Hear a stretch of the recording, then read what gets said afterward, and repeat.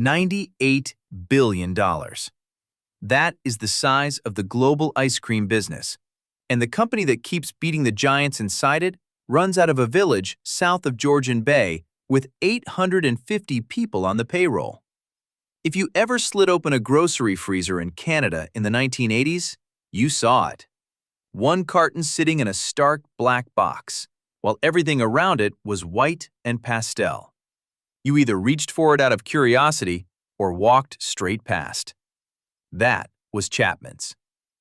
Every rival had more money, more factories, more shelf space. All of them. Chapman's had one thing the giants could not buy, and it is the reason a fire that took everything is the reason they're still standing. This is how a husband and wife named David and Penny Chapman spent 50 years walking through the exact gaps that Unilever and Nestlé were too big to reach. Today, Chapman's is the largest independent ice cream maker in Canada, the last one standing that never sold. Somewhere in this story is a 10-year-old boy who couldn't eat ice cream at his own birthday party. Remember him.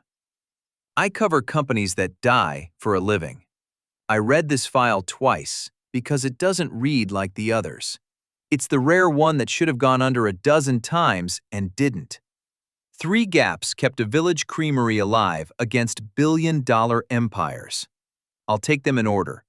And the exact move they pioneered is being run right now by companies you can name. I'll get to who. So how does a company with 1/10 of the products and none of the ad budget beat European artisans in a blind taste test? And what does it mean for the pint in your own freezer that keeps quietly getting smaller? The Black Box Gamble. In the fall of 2024, in Florence, a panel of international judges tasted ice cream blind. No labels, no brands, texture and flavor only, and handed the gold for the best caramel on earth to Chapman's, a family operation from Markdale, Ontario.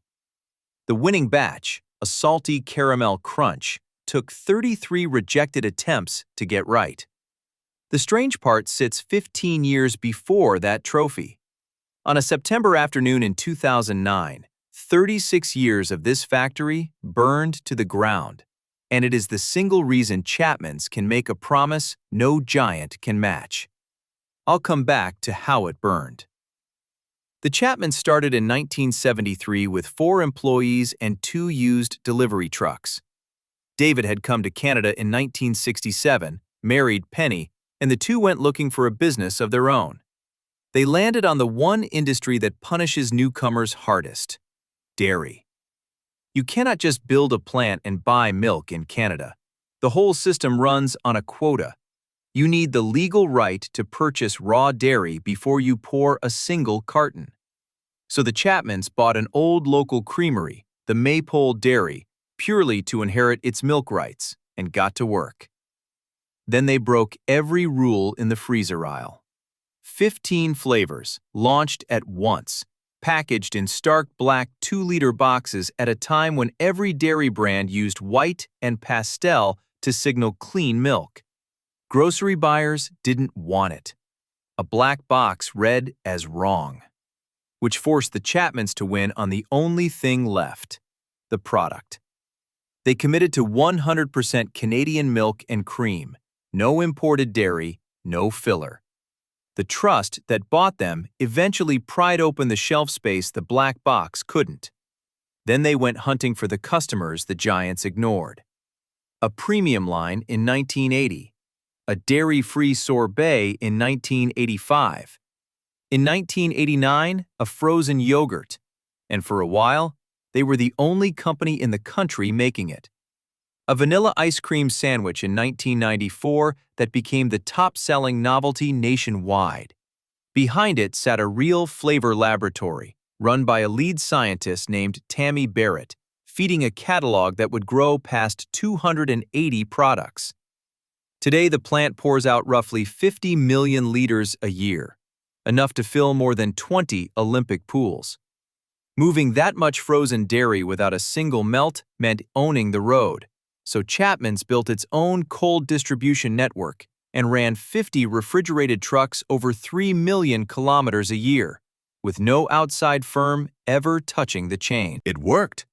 By the late 1990s, the black box was in nearly every grocery freezer in the country. But there were still kids who couldn't carry a single one of them home. The fire that would erase all of it was still 11 years off. Before it came, one page of handwriting reached Penny Chapman's desk in Markdale from a 10-year-old boy. The gap no giant could fill. Picture the kitchen, streamers, a cake, a boy at his own birthday. Every other child has a bowl of ice cream. He has a plate with nothing cold on it because a single trace of peanut could close his throat, and every ordinary factory runs nuts and dairy down the same lines. He has never once eaten ice cream at a party in his own home. So he writes to the lady whose name is on the black box, and he explains it, carefully, the way a kid explains something he is used to apologizing for. That's the letter that got to me, a child apologizing for asking whether he might be allowed to eat dessert. Retooling a production line for the sliver of buyers who need it makes no sense to a shareholder sitting in another country. Chapman's did it anyway. In 1999, they launched North America's first guaranteed peanut and nut-free ice cream, with a red flag right on the box so a parent managing anaphylaxis could spot it across the aisle. Today, that line still sits beside brands 1,000 times its size, and it is still the only guarantee on the shelf. Now, Chapman's tells the origin this way, and I can't independently verify one child's letter. But the 1999 line is documented, and it was the first of its kind on the continent. Here is the part the giants would never say out loud. Unilever and Nestlé sold themselves as serving every consumer on Earth through sheer reach. The reality was the opposite. Their scale made it structurally impossible to serve the one group that needed a guarantee. A global line running 1,000 recipes cannot promise zero cross-contamination. A village line can. And here the whole story turns over. The smallness everyone read as Chapman's weakness was the entire weapon. The giants weren't overlooking the allergy market. They were locked out of it, too big to make the promise. Be fair to them for a second. Standardization is not villainy. It is the reason a family can buy a $3 carton at all, and no accountant alive could justify shutting a global line for a fraction of a percent of buyers. The giants did the math. The math said no. The largest ice cream companies on the planet could not sell a nut-free guarantee. A creamery in a village of 4,000 could. The catch was that Chapman's entire guarantee rested on one thing, one building in Markdale running perfectly forever. On a September afternoon in 2009, a welder's spark ended forever. The Phoenix and the Pattern. On September 4, 2009, a welder's spark during a freezing tunnel expansion set the Chapman's plant in Markdale alight, and 36 years of manufacturing burned out in an afternoon. Once fire reaches industrial quantities of sugar and dairy fat, it does not want to go out. The main production floor was a total loss. What survived was the thing Chapman's had built out of paranoia about melting: the dry warehouse and the cold distribution center, both stuffed with ready-to-ship inventory. So while the factory smoldered, the trucks kept rolling and store freezers stayed full. Then David and Penny Chapman did something a spreadsheet would have flagged. They paid 350 employees their full wages for a year. There was nothing coming off the line to pay them with. The insurance would have let them walk. They could have banked the settlement, closed Markdale for good, and licensed the name to someone with a global line already running. No one in the family put it on the table. They rented a temporary plant and pressed their first 2-liter brick just 7 weeks after the fire. They broke ground on a new factory and, with no irony intended, named it Phoenix. Exactly 1 year to the day after the old plant died, Phoenix opened. Over 160,000 square feet, nearly double the original. Remember the boy who couldn't eat cake at his own party? By now, there was a whole generation of children like him, buying red-flagged boxes their parents could finally trust. The fire didn't threaten that promise, it hardened it. From that point on, the nut line and the nut-free line would never again share a wall. That instinct, protect the people first, count the cost second, became the operating manual. When COVID hit and food companies across the continent ran layoffs, Chapman's cut no one. It handed staff permanent raises and lent its industrial freezers to the Grey Bruce Health Unit to store the first Pfizer and Moderna vaccines the region couldn't keep cold. Then a vaccine mandate at the plant triggered an organized national boycott of every Chapman's product. Sales didn't fall. The counter-support buried the boycott, and Vice President Ashley Chapman confirmed it never touched the bottom line. Here is where this reaches your own freezer. When Washington put 25% tariffs on Canadian goods, Chapman stopped buying American ingredients, resourced from countries including Italy, and froze its own prices, eating the cost instead of moving it to the shelf. And they are not alone. District Brewing switched suppliers over aluminum tariffs. Moosehead built a defiant, all-Canadian pack.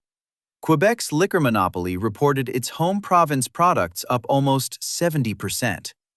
The playbook is running live right now. Meanwhile, as the giants quietly shrank their cartons, you paid the same and got less, Chapman's kept its 2-liter box exactly the size it always was and rebranded it Markdale Creamery, after the village. A conglomerate answers to a share price set in another country. A family that shops at the same Markdale grocery store answers to the neighbor who buys the box. Different masters, different decisions. In 2025, Chapman's announced a $200 million new plant and a line that will make products that don't exist anywhere in Canada yet. Verdict. Go back to that September afternoon in 2009. 36 years of factory gone in an afternoon. And it is the exact reason Chapman's can promise something no rival its size can touch. When they rebuilt, they didn't just replace the plant. They split it in two. One building for nuts, one guaranteed clean. A wall the old shared factory could never have built. The disaster didn't wound the advantage. It finished it. 50 years against Unilever and Nestlé came down to ownership, gap, and fire. Because there was no board in another city to ask permission from, Penny Chapman could rewrite the entire company on one letter from one child. Chapman's engineered its premium tubs to hold exactly 500 milliliters, the precise line where Canadian tax law stops treating dessert as a taxable snack. So the box leaves the checkout cheaper than a Haagen-Dazs pint sitting at $473, and the giant's standardized pints couldn't chase them there. And the disaster a shareholder-run company would have cashed out and closed, this family rebuilt bigger. The giants had the scale. Chapman's had the gaps. Scale can't fit through a gap. That was the whole war. $98 billion of global ice cream, and the piece the giants structurally cannot reach is exactly where a village creamery has lived for 50 years. I've stopped reading "too small to matter" as a weakness in these files. This is the one that changed that for me. So if you hold consumer staples or packaged food funds, the question worth sitting with is whether the giants inside them have any answer at all to a competitor small enough to walk through the door they built too big to fit through. There are more of these. Companies beating the giants through gaps the giants made themselves, and I'm working through them. So subscribing is how you'll see the next one coming. Next, Moosehead put 1,400 beers in a single box and sold it for $3,500. And I want to know who signed off on that math. And if you ever pulled that black Chapman's box out of a Canadian grocery freezer, tell me the flavor you reached for first. The documents are public. Draw your own conclusions.